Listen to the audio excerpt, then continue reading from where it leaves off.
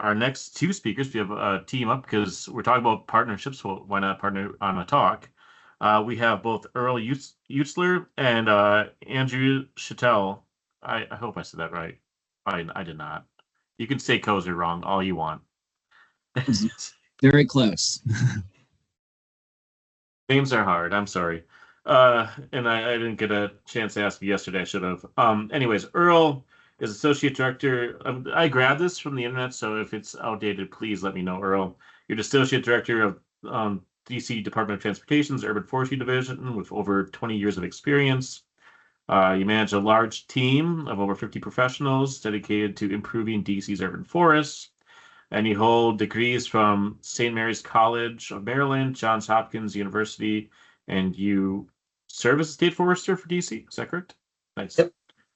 And then Andrew, you oversee KC Trees' leadership team, helping achieve the district's 40% canopy goal. You've been with KC Trees for 14 years, growing the staff from 25 to 70, and increasing annual tree plantings from a few hundred to over 6,500. You're a graduate from Catholic University of America and an active leadership Greater Washington, active in leadership Greater Washington and several local boards. So I thank you both for your time and your expertise. And with that, the time is yours. Okay. Well, thank you. So I'm going to go first, and give me just a moment to put this up. And while this is loading, here we go. Okay, everyone can see that, right? All right, great. So first, Andrew, thanks for that introduction. Really appreciate that. And also thanks to all the organizers, particularly Julie Mayhorter and Deb and Andrew and everyone else involved in putting this valuable forum together. Thanks for giving me and Andrew Schichtel the opportunity to come talk to you. What I'm gonna give you, I'm gonna touch on 3 points. I'm gonna give you a brief history of how DC became known as the City of Trees, and I'll explain why at the end. I think that's relevant to this presentation. I'm going to talk about the legislation that preserves and conserves our urban forest resource and the funding stream, the revenue that generates. And then we're going to touch on what I think is just a really excellent and amazing partnership we have with KC Trees that we've co-branded the DC State Nursery. And so I know Andrew and I both have a lot to share with you, so I'll just kind of zip right through.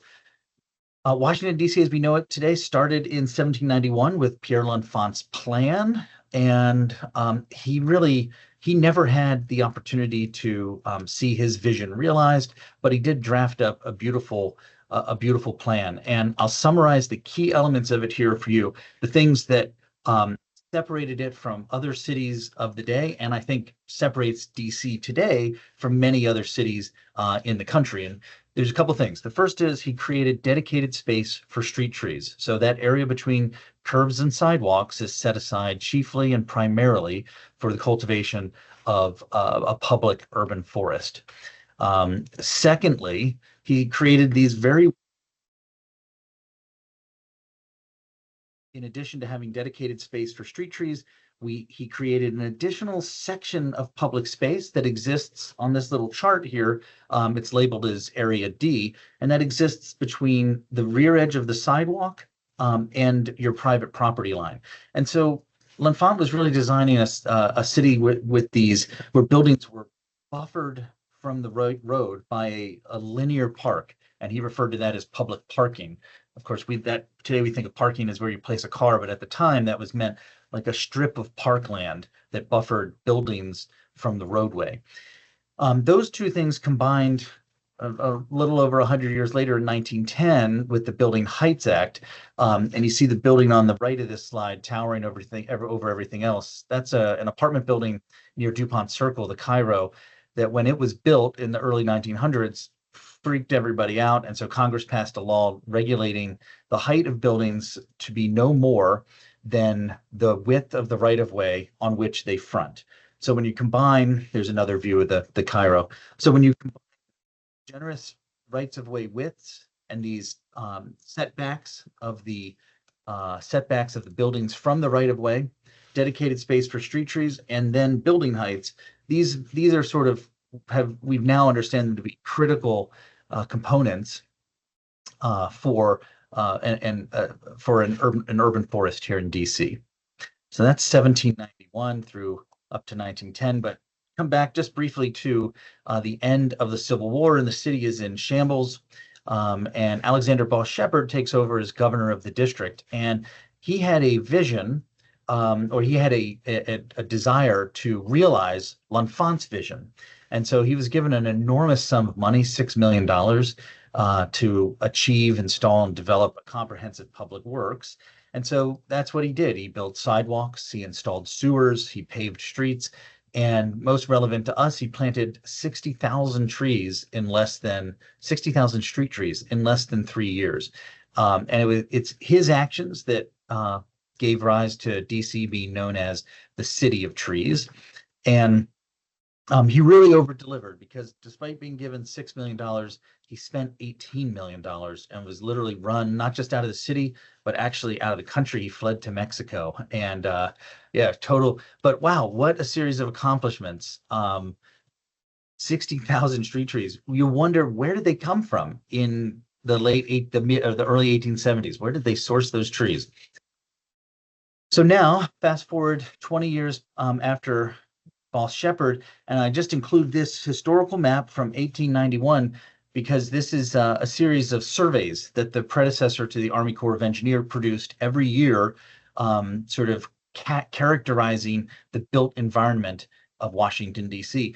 And to me, it's fascinating that in 1891, 100 years after L'Enfant's plan, street trees are being cataloged as assets and items of infrastructure, and that's of course it's how we view them, and I'm sure those of us on the call see them similarly. These are like utilities, and so it's just interesting to see them captured and characterized all the way back in 1891. Fast forward to 1901, and we have the McMillan Plan, which is most commonly known for creating the National Mall as we know it today. But equally, if not more important, it also preserved the network of Civil War defenses that circled the district, and which we here in Washington typically refer to as the Fort Circle Parks. But this created a beautiful network of green space that runs through and connects more or less the entire city. So that's 1901. Fast forward almost 100 years later to 1999, and we have really a pivotal point for trees and urban forests in Washington, D.C. And it really starts with our mayor at the time, Anthony Williams, who, if you could read the text in this Washington Post article, he writes, "If we can't take care of our trees, how are we going to take care of our schools? How are we going to take care of our roads?" And he referred to trees as metaphors of public space and the way we cared for them. And so he and others were prompted to act because of this report that American Forests produced in the late 90s. And this photo showing it's 30-meter resolution, so the decline wasn't as stark as it appeared in this image, but it was obvious and undeniable nonetheless. But this photo became known as the $50 million photo because it led to the creation of Casey Trees in 2001. And around that same time, the department that my organization is located within, the District Department of Transportation, was created, and our division, the Urban Forestry Division, was also created. And then 1 year later, the Urban Forest Preservation Act of 2002 was enacted. And so with that, I'll spin over and talk about that law just a little bit. I wanted to seat it in that historical context. And I guess I would describe this slide as I could have just said all of those slides with this one chart. So thanks for sticking with me and hearing me out. But I like this chart because we get to see, like L'Enfant's plan. Then you see when Ball Shepherd began his really massive public works, which the period around the Civil War starts essentially a 100-year rise of extreme population growth, where by the 1950s, DC actually had 100,000 more residents than we do today. But you can see these historical elements that all had an urban forest component placed into context. And what I like about the period of 2001, 2002 is the population had just pivoted in DC, and we inflected and went from losing population to suddenly growing again. And I give everybody at the time, from Betty Brown Casey, who established Casey Trees with her $50 million initial endowment, to Anthony Williams and the DC Council at the time.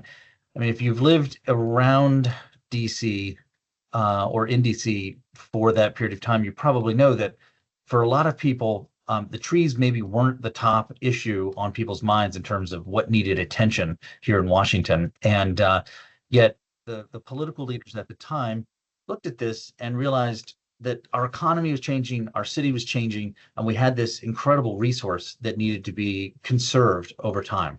And so they passed the Urban Forest Preservation Act of 2002. And I'll just talk very quickly about what that does. It does a handful of things, but I'm going to focus on the three key elements here. The first is it protects and regulates the removal of special and heritage trees. So it creates these two classes of trees. The first thing to note is that sizes in this law are denominated in circumference. So if you're looking at these numbers, just look at that, focus on the slide carefully here. We're talking inches of circumference, not diameter. Don't ask me why lawmakers wrote it that way, but they did. So it creates these two classes, special trees and heritage trees. And I'll just point out that heritage trees can't be removed unless they're hazardous. And so sort of an interesting component of this law is that non-hazardous they can be relocated. And so we have a number of successful examples of very large mature trees being picked up and moved across sites to other locations. And so if anyone wants to know more about that, I'd be happy to talk with you after this about that. The second thing I wanted to point out is that the law created this income contingent hazardous tree mitigation program. And this has been a really interesting program. I won't dwell on it. I'll just say that to qualify, you have to own the home. It has to be a single family home. You have to live in it. And we don't want to be in the business of verifying income or anything like that. So we simply rely on a handful of other programs here in the city that do that. And if you're enrolled in those programs, you qualify for this program. And we're then authorized to go onto these properties, and assuming the tree or some portion of the tree is hazardous, we're empowered to then mitigate it on their behalf. What we can spend is limited to 15% of the prior year's fund balance. So there are some years we have than others to support this program, but I can assure you it's been valuable for people that need that assistance. And then lastly, what's most relevant to our conversation is it established a tree fund. And so if you're obtaining permits for the removal of non-hazardous special trees, you're paying into this fund at a rate of $55 per inch of circumference. And so if you do the math quickly, the minimum permit fee for a 44-inch tree times $55 is around $2,500. So this fund is actually generating quite a bit of revenue every year. And you can see the sort of pace of revenue and the growth of revenue over the last 11 years. It's interesting, we start to see a little decline in 2022. But this is essentially a durable and reliable source of funding. And so what we've done with this in an effort to put this money, we're generating this money from the removal of non-hazardous trees, primarily on private property. And so we're doing everything we can to recycle these funds into new tree plantings on those same properties. And so we have a handful of partnerships, right? One is with our partner department, the Department of Energy and Environment, and their very successful River Smart Homes program. we send some of this money through them to Casey Trees, and it funds all sorts of tree planting programs here in the city, making essentially tree planting on private property available to folks at no cost. And that's private single family homes, that's institutional lands, that's district property lands, parks, schools, things of that nature. And but then we also took some of this and established what we've decided to call, in partnership with Casey Trees, the DC State Nursery. And so I'll just pivot into that very quickly and give you a rundown of what we think of it and how it's serving our needs, and then turn it over to Andrew to talk in more detail about the operation itself. And so I pulled this video off your website, Andrew. It's just such a cool, hopefully it's playing, but if you all haven't been out to the farm, find a time where they'll host you, because it's absolutely a stunning property. And so for us, we looked at really took some inspiration from New York City Parks and what they had put in place years ago with a growing contract, and thought, wow, well, we have this interesting opportunity where we have a revenue stream that is being generated at no cost to district taxpayers, and we have our most important nonprofit partner, Casey Trees, coming into possession of this farm.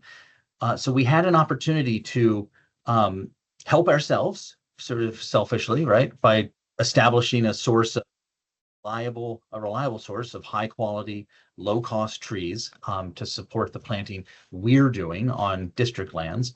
But at the same time, we were able to really help support Casey Trees in their expansion, and give them, as a grower, the certainty that thousands of trees that they're planting, we're on the other side, ready to purchase and install. And so I'll close just by saying, I gave you this historical run-up. Why is DC known as the City of Trees? Well, how did we get here?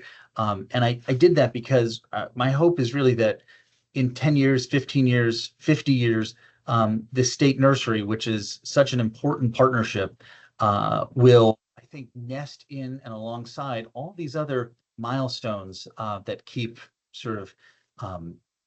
preserving and reconfirming the city's commitment to beautifying and making the city livable through urban forestry. And so with that, I'll thank you and I'll stop sharing, and I will turn it over to Andrew to talk about the state nursery from his standpoint. Thank you all so much.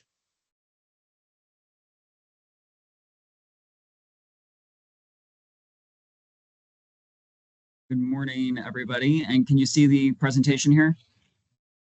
Yep. Perfect. Well, good morning, everybody. And thank you to the U.S. Forest Service and all the partner groups for coordinating the conference today, and giving Casey Trees and allowing Casey Trees a space to talk about this wonderful collaboration with the DC State Nursery. And a special thanks to Earl and the entire UFD colleagues in DC government. They do a really great job. We are very fortunate to have them as partners in Washington, DC. As mentioned, my name is Andrew Schichtel. I'm the Chief Operating Officer here at Casey Trees. I've been with the organization for a little over 14 years. And for those of you that are not familiar with Casey Trees, we're an urban forestry nonprofit in Washington, D.C., with a mission to restore, enhance, and protect the tree canopy of the nation's capital. We were founded in 2001 by our benefactor, Mrs. Betty Brown Casey. She was an avid gardener, a member of the Garden Club of America. And as Earl had just mentioned, she read that Washington Post article and felt compelled to act. Her late husband at the time, Eugene, was an avid tree lover, and she thought that this would be a great way to memorialize him and his legacy as well.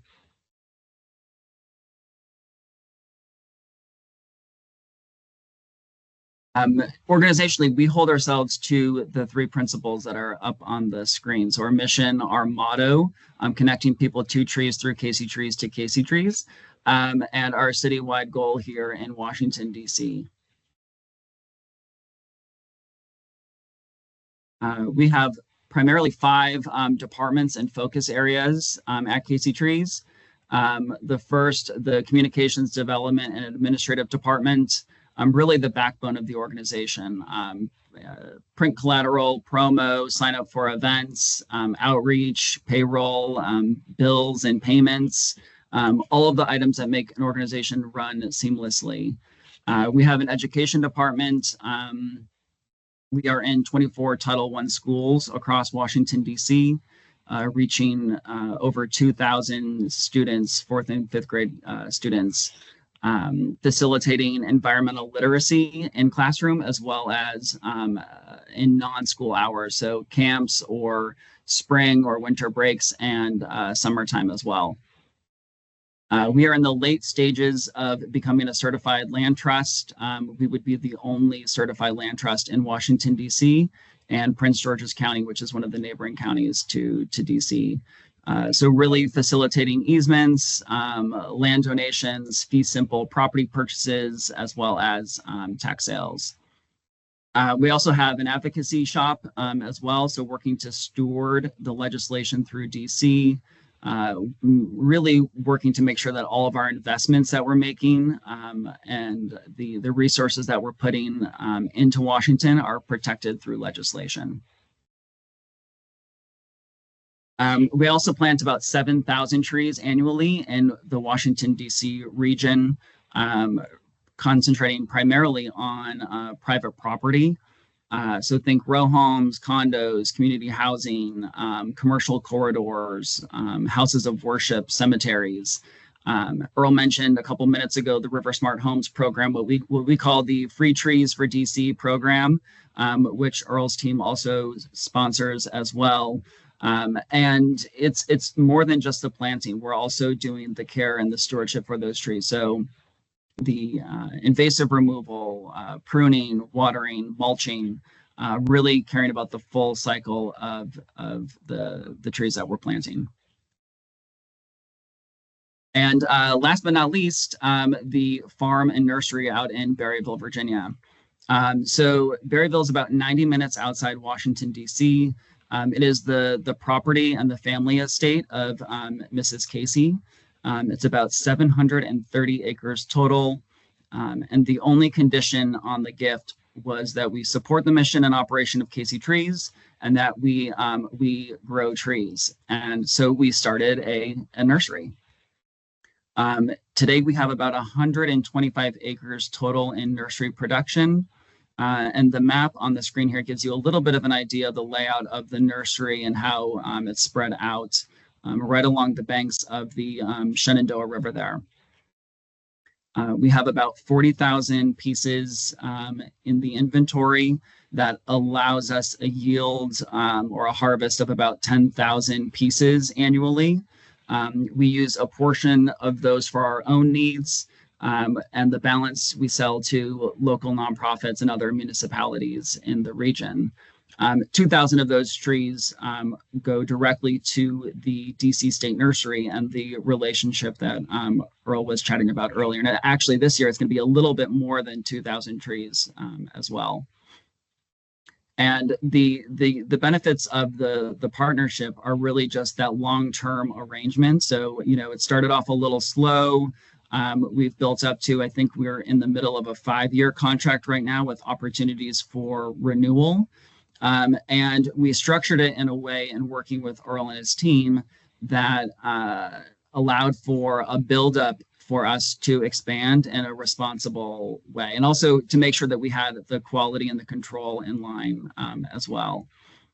There were opportunities for inflationary adjustments. Of course, we've had a very rough couple of years with inflationary pressures, and those were built into the contract, again, to really allow that and make sure that we could dedicate the time and resources to make sure that the package and our materials were done in a really great way. And then lastly, and I'll touch on this a couple different times throughout the next couple minutes too, but really ensuring that the feedback loop was also there with UFD and our colleagues as well. So, you know, we benefit from not only the proximity to DC, 90 minutes is not that far away.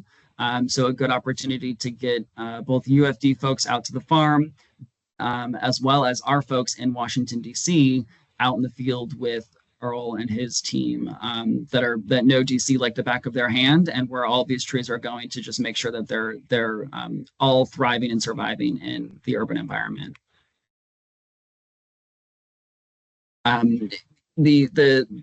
The farm and nursery have really become a central component of KC Tree's operation. And it took a long time to get to that point, and we've learned a great deal. The city of Berryville is in Clark County, Virginia, and it's a county that really appreciates and values agriculture and conservation and rural sort of lifestyles. It has very restrictive land use policies, and other than farming, there's not much else that you can really do with the property out in Clark County. There's also realities about the topography of the property. While it is 730 acres, much of it is not suitable for this type of agricultural production. It's very beautiful. There's rolling hills. It's on the banks of the Shenandoah and the Blue Ridge Mountains. But that means it can be steep for tractors. And just have limitations with responsible equipment use and those sort of items as well. It is right on the banks of the Shenandoah, so we do have some flood concerns or issues that we mitigate against. At the same time, those fields are very, very fertile and are great for growing trees. Further up the banks, we do have 2 other fields. And they have completely different pH and soil profiles. So there's just little nuances in a very small property or distance on the same property.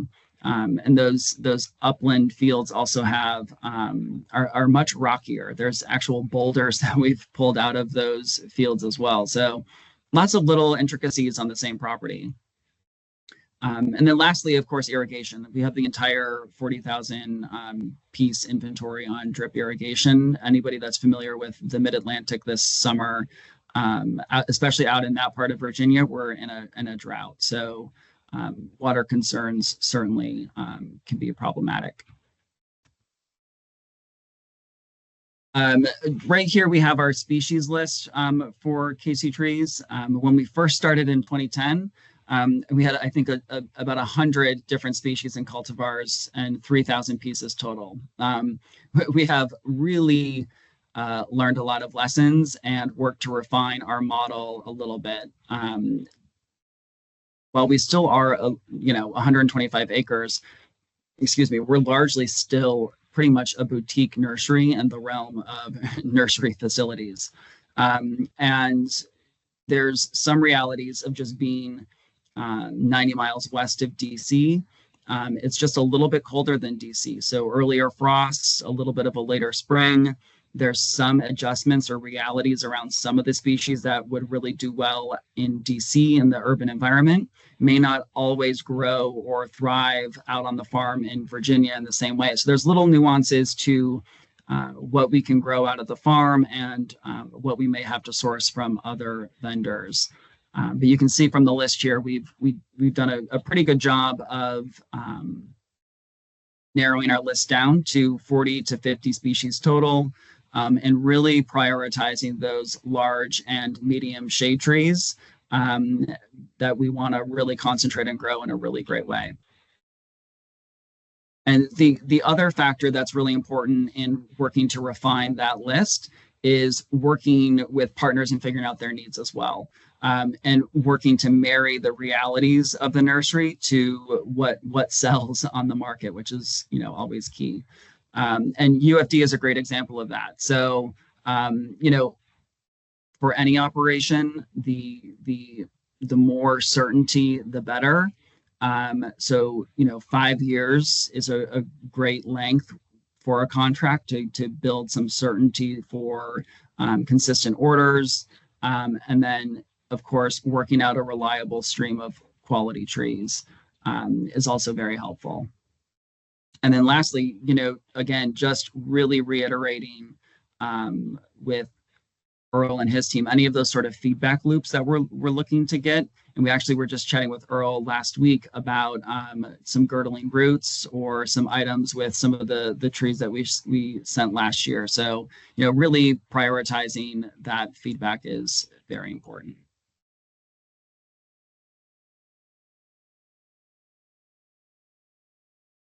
And the last consideration, it took a little bit of time to figure out, is looking at the stock type as well.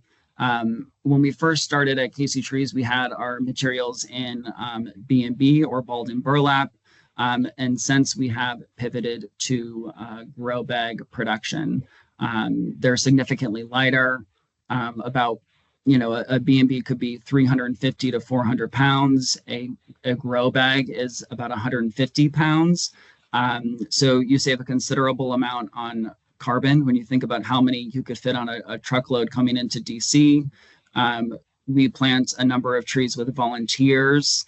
The physicality of our staff and the a little bit easier to maneuver 150-pound tree versus those big B&B trees. So we've pivoted more recently to the grow bag production, and that's been, I think, largely successful as well. And with that, I will open it up for questions and pivot it back to Earl or to Andrew.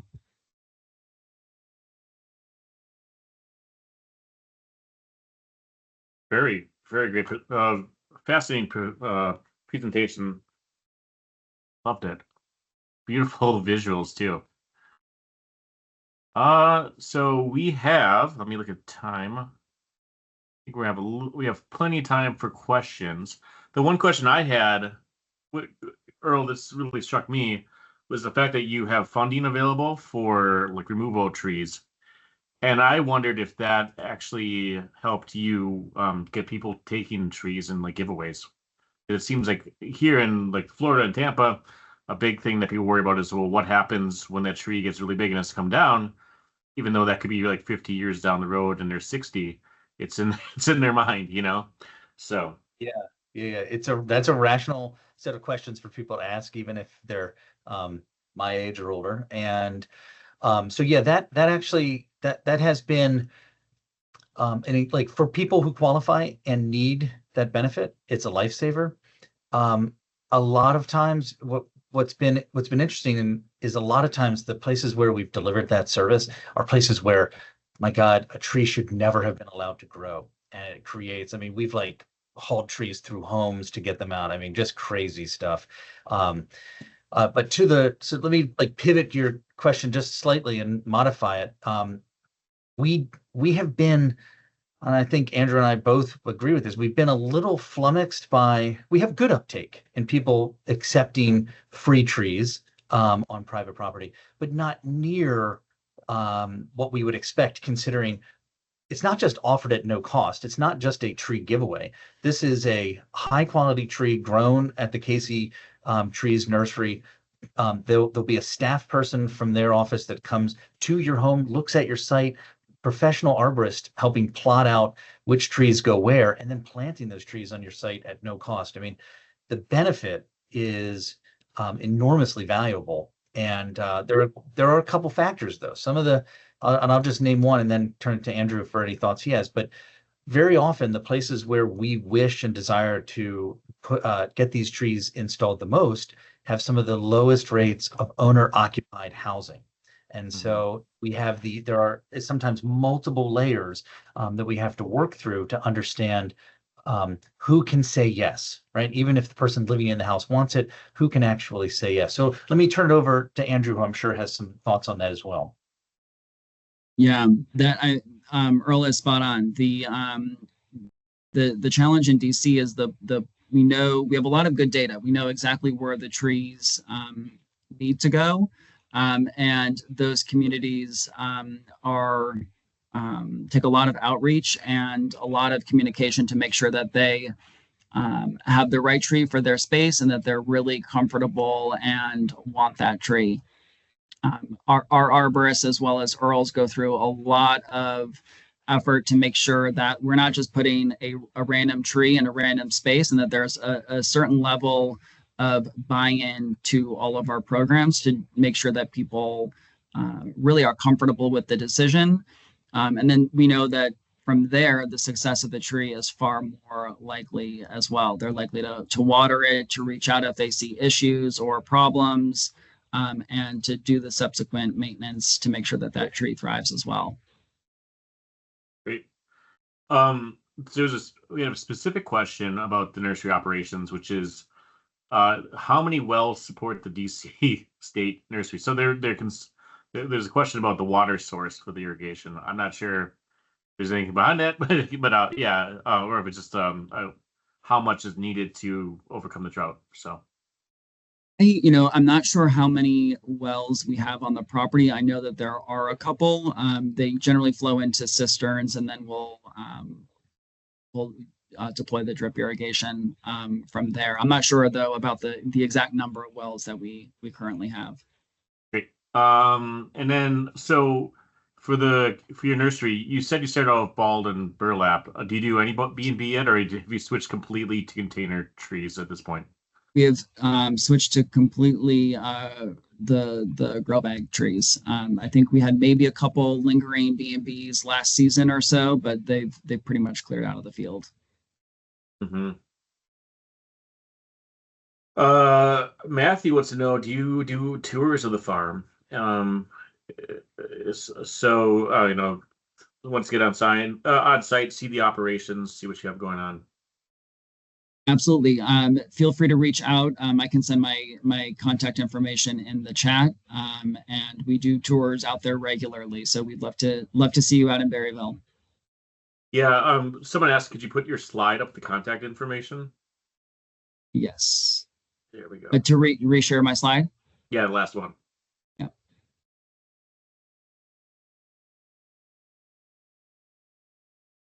And have you shared, I like that part of the contract about adjusting for inflation and other unforeseen things. Have you shared that with Jahan for her kind of grabbing all different contract language to see what's out there and to make a template? Because I think that would be helpful to see that.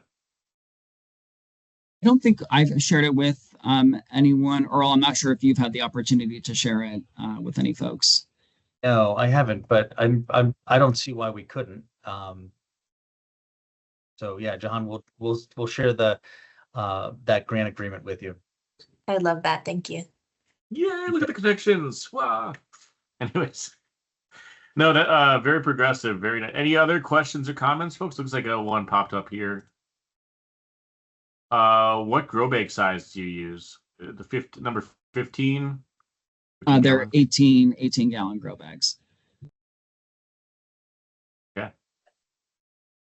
Andrew, we got a bunch of questions over in the chat right now. Oh, I'm going to go to chat land. Okay, here we go.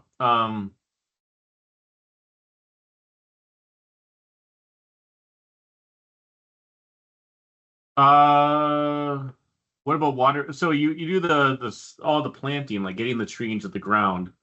What happens for establishment? Do you do structural pruning? Do you do watering? And things like that beyond the initial installation?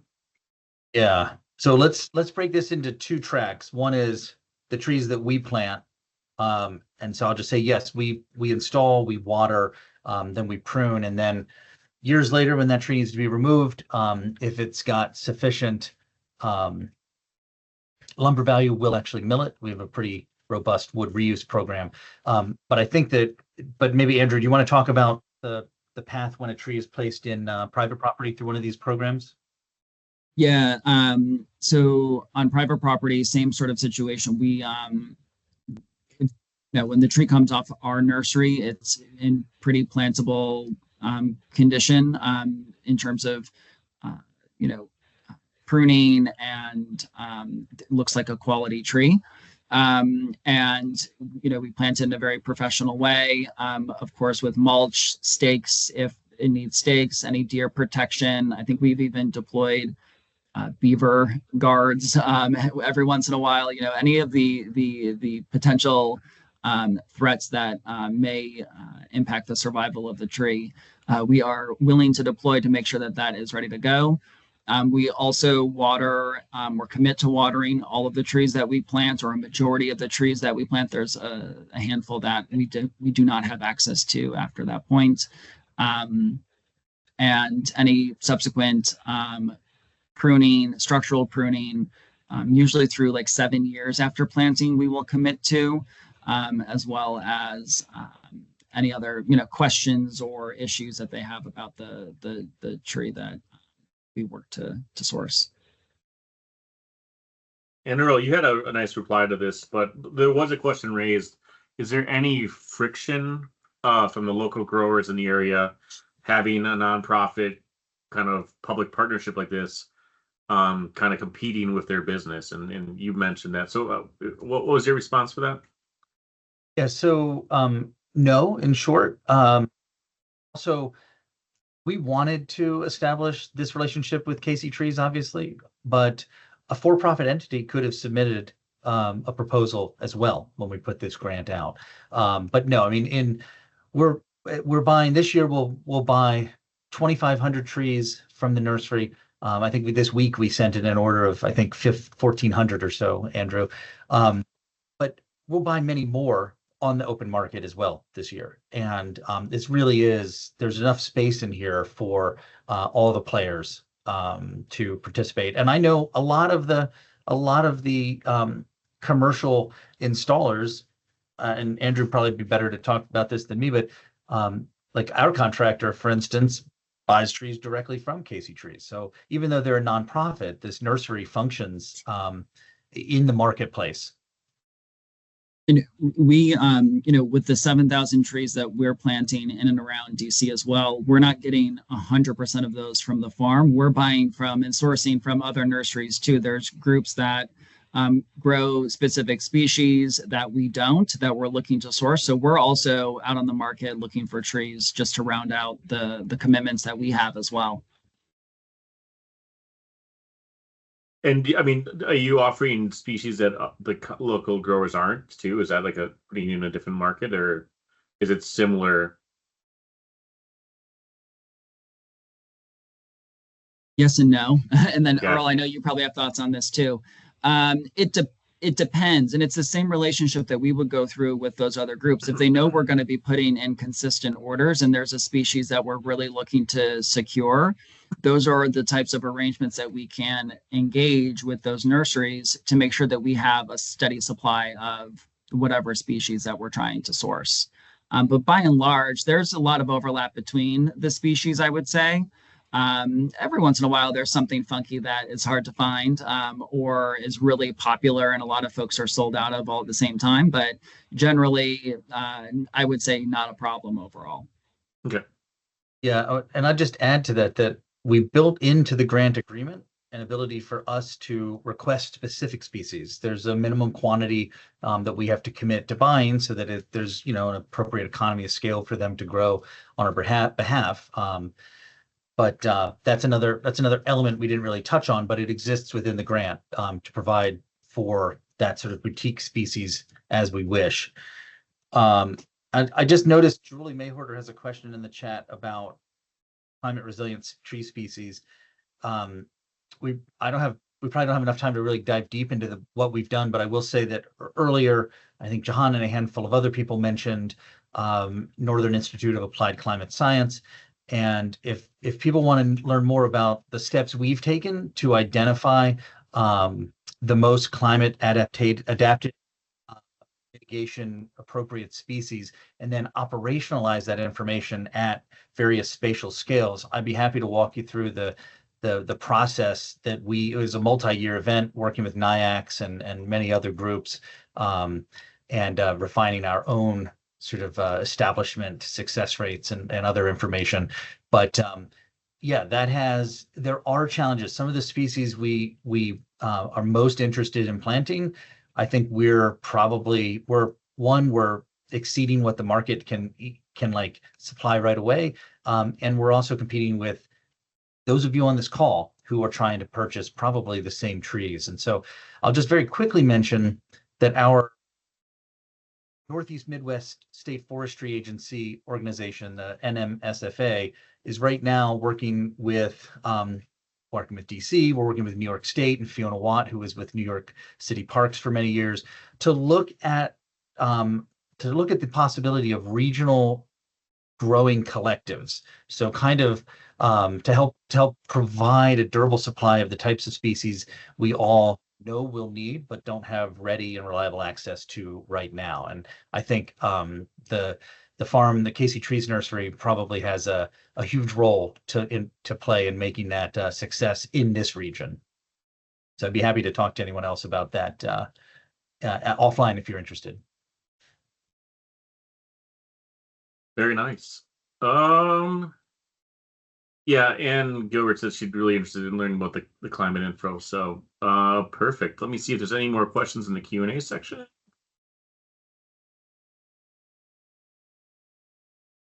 Looks like we're caught up. So again, everyone, send them a clapping emoji. And thank you all for your time and your expertise. I am going to, for the folks that are looking for CUs, and maybe you're going to have to bust out after this, I'm going to put the CU form in the chat after I'm done talking.